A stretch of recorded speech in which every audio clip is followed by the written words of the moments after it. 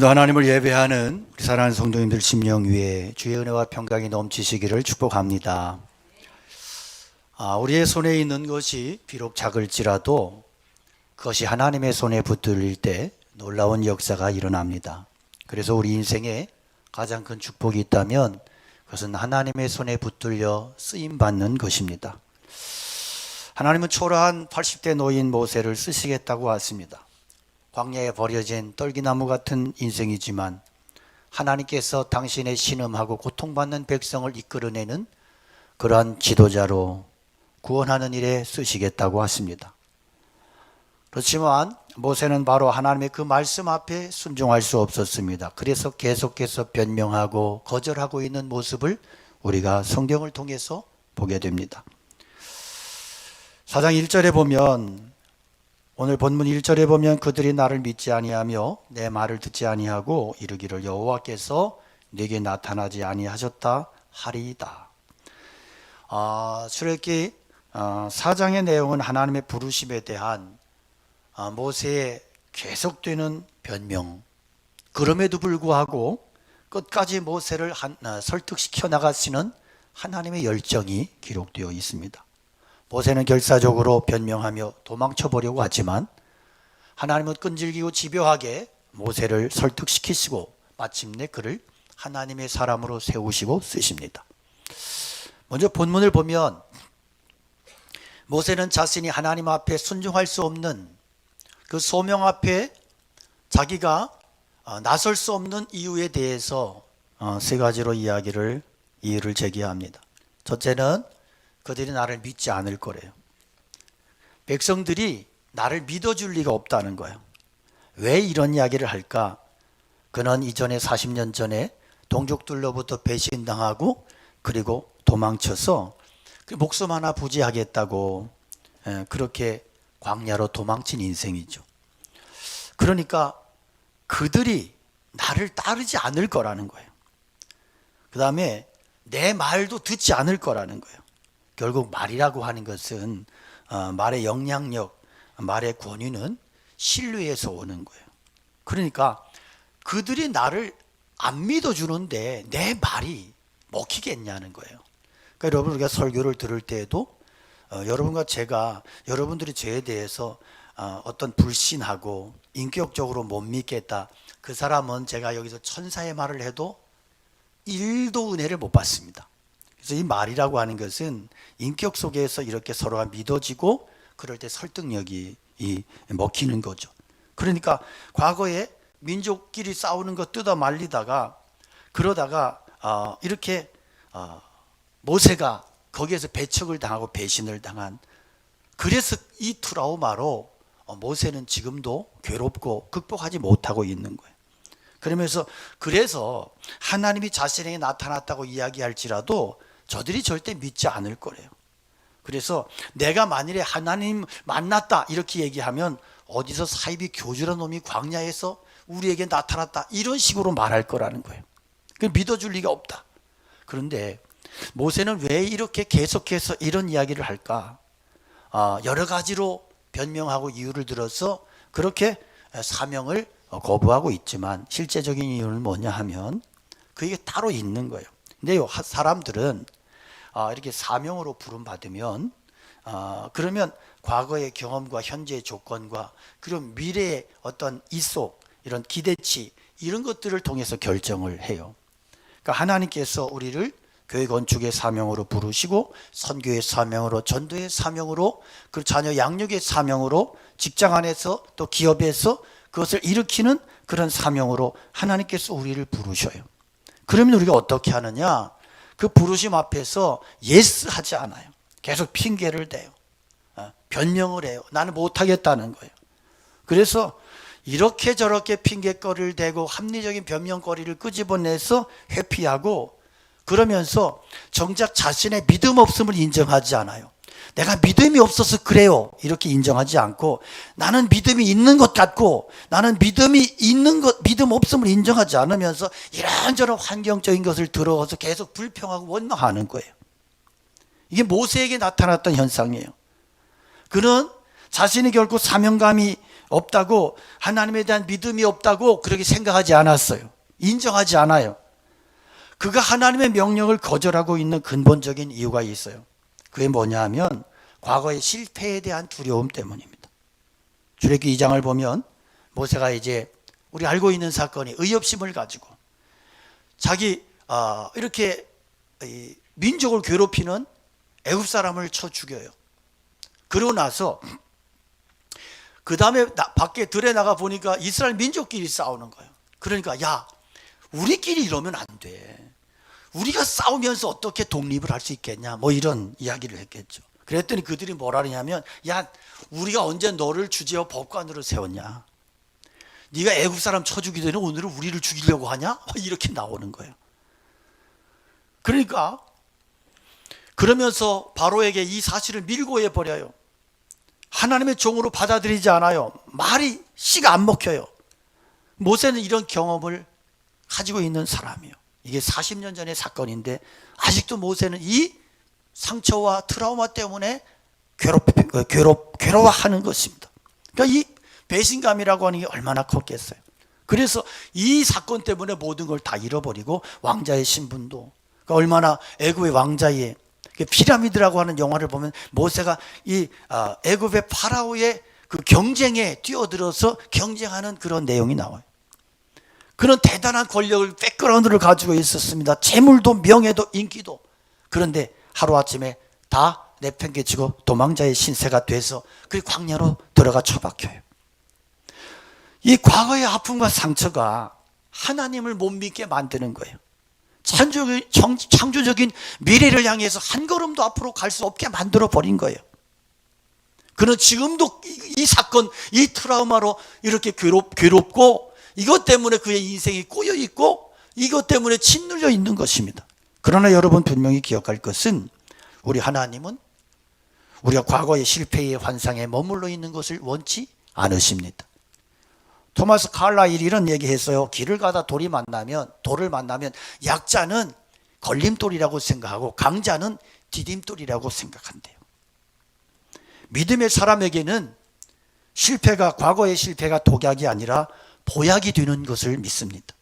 과거의 실패가 걸림돌이 아니라 디딤돌이 되게 하시는 하나님을 신뢰하시기를 축복합니다. 아무리 아픈 상처나 쓰라린 실패일지라도 여러분 그것이 하나님의 손을 타면 보석이 되는 거예요. 조각가에게 큰 돌덩어리를 갖다 주었더니 조각가의 손을 타니까 멋있는 작품이 나오는 것처럼 하나님의 손을 타면 나의 상처가 영광이 되고 별이 되고 능력이 되고 축복이 되는 줄로 믿습니다. 베드로가 실패했습니다. 3번 주님을 부인하고 저주했습니다. 아브라함이 실패했습니다. 가뭄으로 약속의 땅을 포기하고 애굽으로 내려가고 아내를 2번이나 누이라고 속입니다. 이삭이 실패했습니다. 똑같이 아버지와 같은 죄를 저지릅니다. 야곱이 실패합니다. 형과 아버지 속이고 그리고 장자의 명분 탈취하고 다윗이 실패합니다. 자기 부하를 의적을 전쟁에 나가 죽게 하고 남의 아내를 빼앗아 간음합니다. 이 모든 것들을 들어서 하나님이 그들의 죄값을 치렀다면 그들은 다 죽었습니다.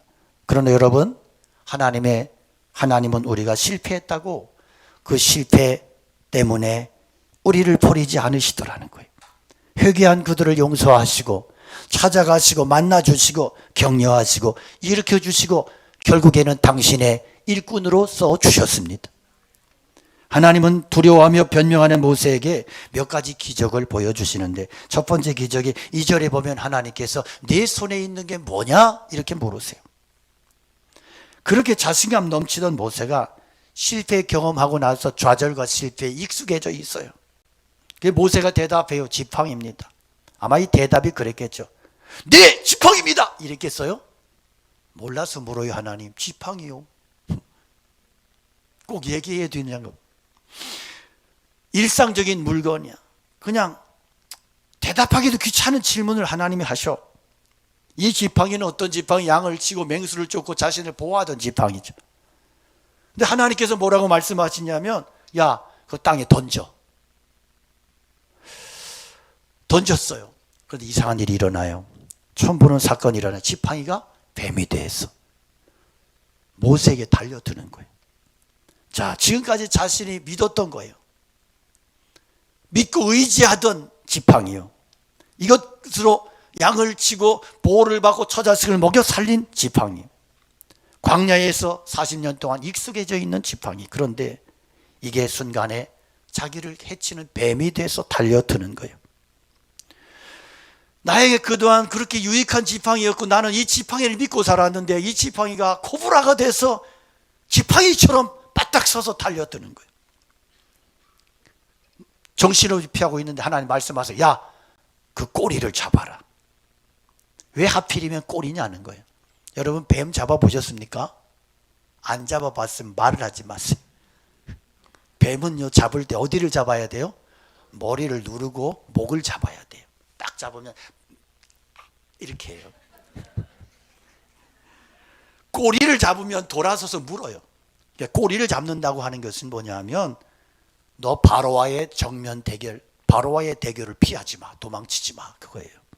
애굽의 파라오의 이마에는 이 코브라의 문양을 한 두건을 쓰고 있었습니다. 그래서 여기에서 이 코브라, 이 뱀은 파라오예요. 파라오, 애굽의 왕권이에요. 거기에 대해서 네가 피하지 말고 대결해라. 그래서 앞으로 모세는 파라오와 정면 대결을 하게 될 겁니다. 이 꼬리 잡으라고 하는 이 아하즈라고 하는 히브리어는 조롱한다는 뜻이 있어요. 네가 앞으로 파라오를 조롱하듯이 그렇게 극복해야 된다. 극복하라는 거예요. 피해 다니거나 열등의식, 패배의식 속에 원망하며 기죽지 말고 뱀을 피해서 도망치지 말고 믿음으로 일어서서 맞서 싸워 승리하라는 것입니다. 여러분 오늘 내 자신을 주눅 들고 기죽게 만들고 힘 빠지고 패배의식으로 몰아넣는 그 문제가 무엇인가 하는 거예요. 여러분 하나님의 백성으로 살아가지 못하도록 끊임없이 발목 잡고 짓누르는 그 문제가 무엇인가 하는 거예요. 이 문제에 대해서 하나님 말씀하세요. 야, 문제 피해 도망치지 마. 도망치지 말고 당당하게 말씀과 기도로 정면 대결하고 믿음으로 선포하라고 말씀하시는 거예요.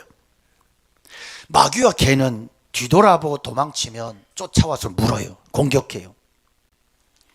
맞서서 싸우고 엎드리면 도망쳐요.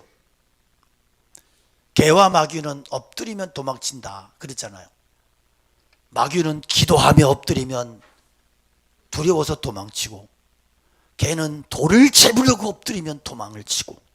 그래서 여러분 우리가 어떤 환경, 낯선 어려운 그런 환경의 문제, 그런 상황, 이런 영적인 그런 세력과 어둠의 세력을 만나고 나를 짓누르는 어떤 문제들을 만났을 때 피해 도망치고 짓누르지 말라. 일어서라는 거예요. 그러면 하나님께서 떨쳐낼 수 있는, 극복할 수 있는 이기는 힘을 주시는 줄로 믿습니다. 또 뱀의 꼬리 잡는다, 이것은 인간의 상식 믿지 말고 하나님의 말씀에 순종하라는 의미가 있어요. 모세는 궁정에서 최고의 지식을 배웠고 광야에서 경험을 쌓았습니다. 하나님은 모세의 지식이나 그의 상식을 뛰어넘기를 원하셨어요. 하나님 말씀에 순종하지 않고 만일에 모세가 자기의 상식과 지식을 따라서 아니 무슨 뱀의 꼬리를 잡으면 나보고 죽으란 얘기인가, 그래서 막대기로 치고 머리를 눌러서 뱀의 목을 잡았다면, 머리 잡았다면 이것은 모세의 지팡이는 하나님의 지팡이가 될 수 없었을 거예요. 중요한 것은 뱀의 꼬리를 잡았을 때 비로소 그 지팡이가 하나님의 지팡이가 되었단 말이에요. 궁극적으로 모세가 붙잡은 것은 그러니까 뭐요? 뱀의 꼬리를 잡은 게 아니고 하나님의 말씀을 붙잡은 거예요.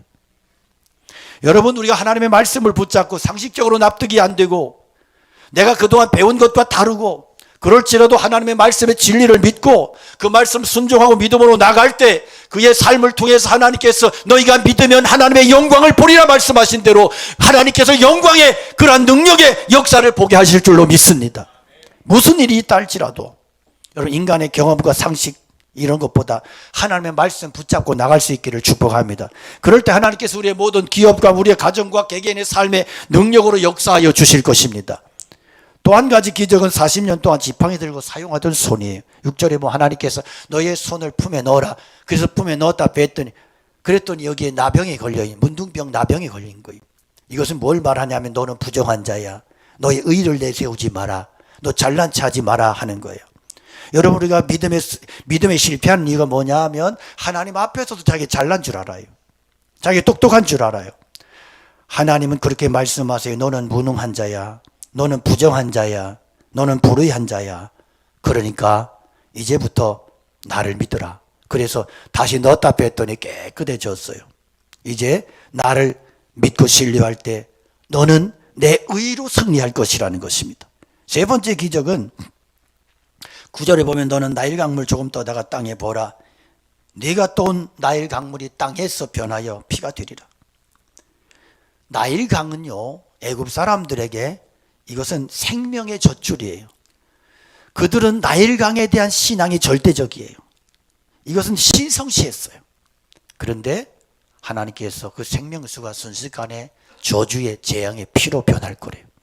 이게 무슨 얘기냐 하면 너 애굽의 그 모든 환경과 그들의 모든 그런 어떤 권세와 이런 것들에 기죽지 마라.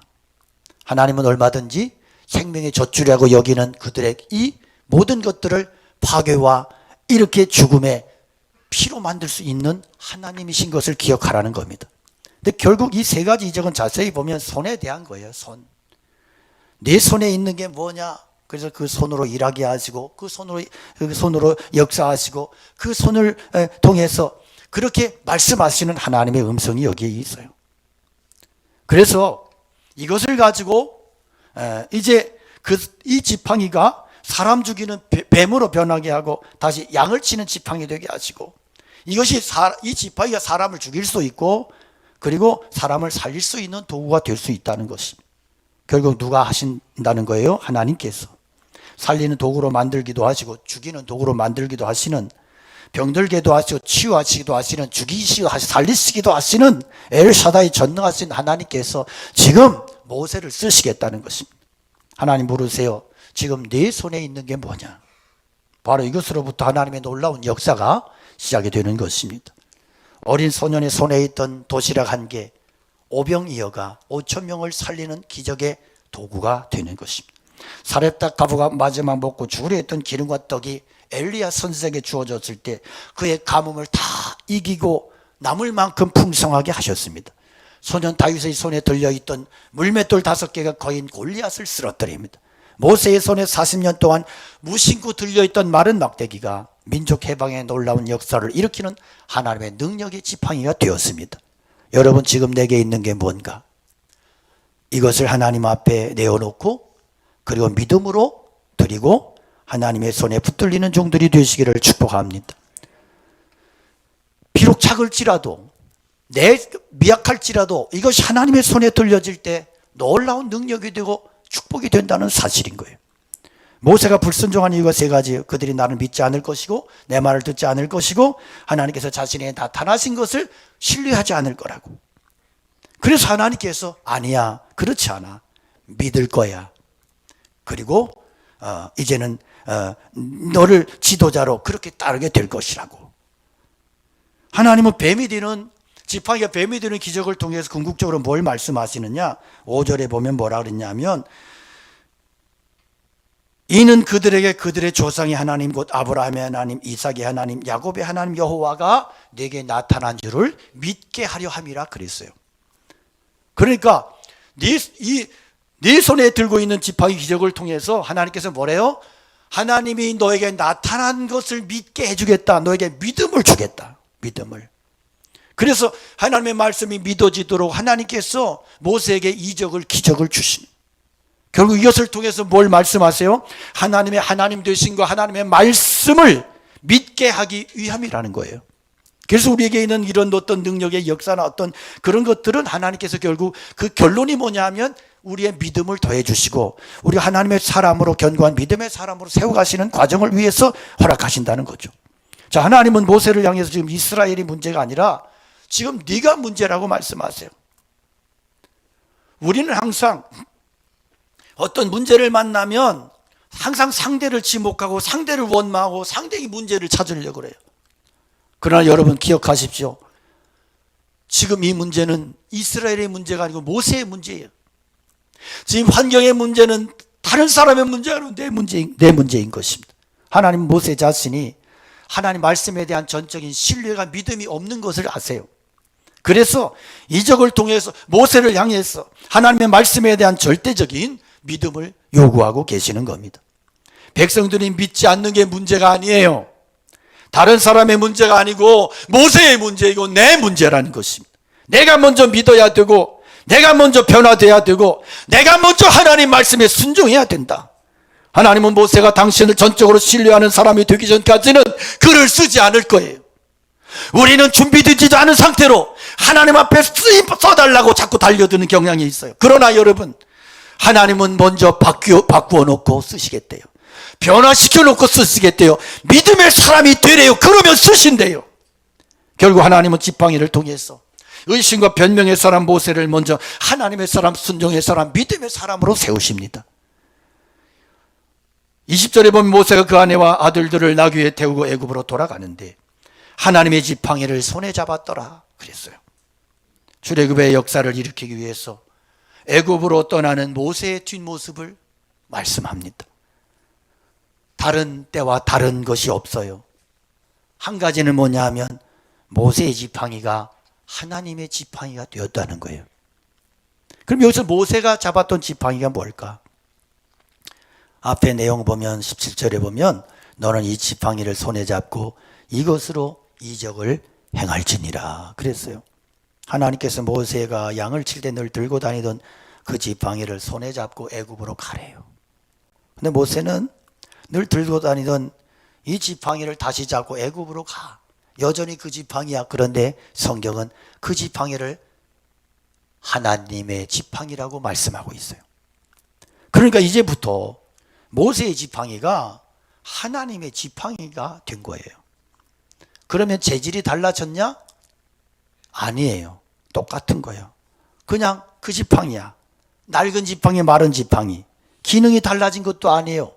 뭐 여기에 하나님이 능력을 부어주셔서 앞으로는 지팡이를 짚고 다니지 말고 놓아라 그러면 그 지팡이 앞에서 네 대적을 치고 원수가 오면 쭉 날아가서 이마를 깨고 뭐 빛이 나오고 그렇게 기능이 추가된 게 아니에요. 그냥 그 막대기예요. 그런데 달라진 게 있어요. 그게 뭐예요? 이 막대기는 이제부터 하나님의 약속이 함께 하는 거예요. 하나님이 함께 하시는 은혜가 있는 거예요. 그래서 하나님이 함께 하신다는 약속, 그 약속이 이 지팡이에 얹혀진 거예요. 이제 모세가 이 지팡이를 잡고 있는 한 하나님은 모세와 함께 하실 거예요. 이제부터는 하나님께서 모세의 길을 이끌어 주시고 그의 삶을 붙잡아 주실 거예요. 그래서 이제부터는 모세의 지팡이가 아니라 하나님의 지팡이가 된 것입니다. 여기서 많은 분들이 오해를 해요. 모세가 하나님과 아주 특별한 만남을 가진 뒤에 그러면 당연히 하나님은 야, 그 지팡이 낡은 지팡이 집어 던져 내가 너에게 능력의 지팡이를 새로 들려주리라 이래서 뭐 능력의 지팡이를 하나 새로 딱 주었으면 와, 그러면 우리도 그렇게 기도해야 되겠죠. 하나님 나에게도 모세의 낡은 지팡이 나는 못 써요. 새 지팡이를 주시옵소서 그러고 기도해야 되는데 하나님 그렇게 하지 않았다니까. 그동안 짚고 다니던 거 그냥 짚고 가는 거예요. 우리는 신앙생활하면서 좀 은혜 받으면 항상 어떤 환상을 갖냐 하면 하나님이 내게 은혜를 주셨으니까 나에게 하나님 뭔가 새로운 것을 주실 거야. 그게 아니라니까요. 여전히 낡은 지팡이 잡고 가는 거예요. 우리 하나님 앞에 남다른 은혜 받으면 뭔가 특별한 일이 생길 거야. 직업도 새 직업을 갖게 될 것이고 은혜 받았으니까 뭔가 하나님이 나에게 특별한 것을 새로운 것을 주실 거야. 그래서 막 사람이 뭐 달라지고 뭐 새로운 사람을 만나고 환경도 막 너무너무 놀랍게 바뀌고 하나님도 놀라운 축복이 막 모든 것에 축복이 임하고 새로워지고 역사가 나타나고 막 그럴 것이라고. 그러나 여러분 모세가 전에 들었던 지팡이를 다시 들었던 것처럼 우리가 하나님을 만나고 은혜 받아도 여전히 겉으로 바뀌는 것은 없는 거예요. 여전히 나는 내가 하던 그 일을 하는 거예요. 단 하나님께서 모세와 약속하신 함께 하신다는 약속 때문에 모세의 지팡이가 아니라 이제는 하나님의 지팡이가 된 것처럼 하나님께서 나와 함께 하신다는 약속, 하나님의 그 약속이 생명의 약속이 덧입혀진 것, 이것이 달라진 것입니다. 그래서 여러분 사업하던 분들에게 하나님께서 함께 하신다는 약속이 주어지면 그 사업이 하나님의 지팡이가 되는 것입니다. 피아노 치는 사람에게 하나님이 함께 하신다는 약속이 주어질 때 그 피아노가 하나님의 지팡이가 되는 것입니다. 공부하는 학생이 하나님의 함께 하신다는 약속이 주어지면 그 공부가 하나님의 지팡이가 되는 것입니다. 그렇습니다. 여러분, 하나님께서 함께 하신다고 약속하시면 지금 내가 하고 있는 일, 내가 붙잡고 있는 것들, 이런 모든 것들이 하나님의 지팡이가 되는 것입니다. 그래서 여러분, 중요한 것은 내가 지금 뭘 하고 있느냐가 아니라 지금 내가 누구와 함께하고 있느냐 하는 거예요. 아무리 대단하고 위대한 일을 한다 하더라도, 아무리 똑똑할지라도 사람의 생각과 고집과 지식으로 자기 의지로 그렇게 하고 있다면 그것은 여전히 그 인간의 지팡이요, 모세의 지팡이일 뿐이에요. 그러나 여러분, 보잘것없는 일일지라도, 내가 비록 연약하고 내가 비록 못난 인생일지라도 그 인생에 하나님의 성령의 기름이 부어지고 하나님 함께 하시면 그 인생은 하나님의 지팡이, 능력의 지팡이가 되는 줄로 믿습니다. 하나님의 지팡이를 손에 잡았더라. 그래요, 똑같은 지팡이를 할지라도 하나님의 손에 잡히면 하나님의 지팡이가 되는 거예요. 평범한 막대기, 볼품없는 막대기 같은 우리 인생도 주님의 손에 붙들리면, 하나님 나와 함께 하시면 하나님의 능력의 지팡이, 축복의 지팡이가 되는 것입니다. 여러분, 모세가 이 지팡이를 들어서 홍해를 가리킬 때 홍해가 갈라지고 지팡이를 바위를 칠 때 물이 터져 나옵니다. 그는 이 지팡이, 하나님의 지팡이를 잡고 당당히 파라오와 맞서서 10가지 재앙에서 승리하고 당신의 백성들을 이끌어냅니다. 여러분, 하나님이 붙드시면 그렇습니다. 마른 막대기 같은 인생이 이와 같은 능력의 지팡이, 기적의 지팡이, 축복의 지팡이 인생으로 바뀌어지는 것을 믿습니다. 우리 약함 속에서도 주님 의지하기만 하면 주님께서 우리 인생 바꾸어 주시고 변화시켜 주셔서 우리 인생을 통해서 놀라운 일들을 이루어 가시고, 내가 잡고 있는 막대기 정말 형편없는 내 인생일지라도 그러나 하나님의 능력이 함께 하심으로 나의 인생 가운데 하나님의 역사하심이, 축복하심이 깃들어지고 하나님의 생명의 역사가 일어난다는 사실을 기억하시기를 축복합니다. 우리 사람 손에 붙들린 자가 아니라 하나님의 능력의 손에 붙들린 지팡이 되기를 원합니다. 사람 손에 붙들린 뱀이 아니라 하나님의 손에 붙들린 하나님의 지팡이가 되기를 축복합니다. 오늘 우리에게 이 하나님의 지팡이에 능력이 임하기를 원합니다. 저는 기도합니다. 우리 사랑하는 광복교회가 하나님의 능력에 붙들린 교회가 되기를 기도합니다. 지금 진행되고 있는 예배당 건축 위에 이 일을 위해 헌신하고 충성하고 기도하는 모든 성도들 위해 성령의 놀라운 은혜와 축복의 기름 부으심이 함께하기를 간절히 기도합니다. 사랑하는 우리 모든 성도들에게 정말로 하나님께서 거룩한 기름을 부으시고 거룩한 능력을 부어주시기를 축복합니다. 모세에게 주어졌던 기름 부으심이, 그에게 임했던 함께 하셨던 하나님의 능력과 말씀이 오늘 사랑하는 성도들에게, 모든 교회에게, 우리 모두에게 임할 수 있기를 축복합니다. 하나님이 우리를 써주시기를 원합니다. 정말로 우리가 그렇게 기도하기 원합니다. 하나님, 내 인생이 마지막까지 주님의 손에 붙들리게 하시고 주님, 나의 인생 써주시옵소서. 내 인생이 주님의 손에 붙들려 쓰임받기를 원합니다. 내 모든 것들이 하나님의 손에 붙들려 쓰임받는 지팡이 되기를 원합니다. 우리 모두가 신발 벗고 주님의 거룩한 종이 돼서 주님의 능력의 손에 붙들려 쓰임받는 그러한 축복을, 승리를 온전히 누리시기를 주님의 이름으로 축원합니다. 축복합니다. 우리 함께 찬양 올려드리겠습니다.